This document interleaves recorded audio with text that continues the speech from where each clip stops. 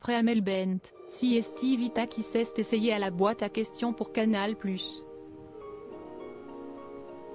Dans son fauteuil blanc, la chanteuse en a profité pour faire des confidences sur son amie. Elle a révélé à quel point le trac l'a saisie avant de monter sur scène et comment elle y remédie. Il y a des amitiés qui durent et ne s'estompent jamais. Si Vita est connue pour être particulièrement proche de Diams, il y a une autre artiste qui prend une place toute particulière dans son cœur. Il s'agit d'Amel Bent, l'interprète de Ma Philosophie, qui a ressorti dernièrement ses trophées pour les afficher au mur de sa maison. Amies, elles le sont loin des projecteurs, mais aussi sur la scène. Dernièrement, elles ont coécrit Sororé, un album dans lequel leur voix se mêle à celle de Camélia Jordana. Toutes les deux mamans, elles connaissent les secrets des unes et des autres.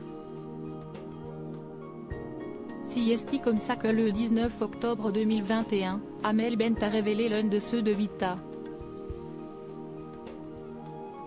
Invitée dans la boîte à questions pour Canal+, elle a évoqué les complexes de sa copine. Elle va me tuer. Vita, elle a un problème avec la lumière. Par exemple, si on était là toutes les deux, elle me dirait « Eh vas-y ma sœur, t'as vu la light, là, elle arrive trop par la gauche, est-ce que je peux me mettre là ?» Du coup, je l'ai surnommée Chalalight. Lors de la revanche ses confidences, Vita les a pris avec humour évidemment, mais a tout de même répondu à Amel Bent en story. C'est comme ça que tu me trahis, avait-elle écrit sur Instagram. 2 ans plus tard, l'ancienne coach de The Voice a pu prendre sa revanche. Mercredi 30 mai 2023, l'interprète de Charlotte était invitée dans la boîte à questions.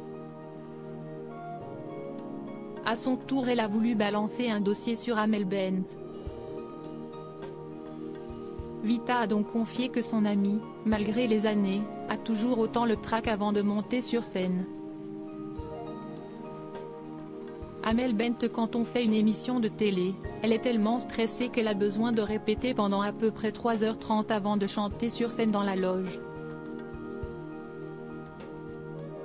Une habitude qui a tendance parfois à déranger les voisins de loge, précise-t-elle.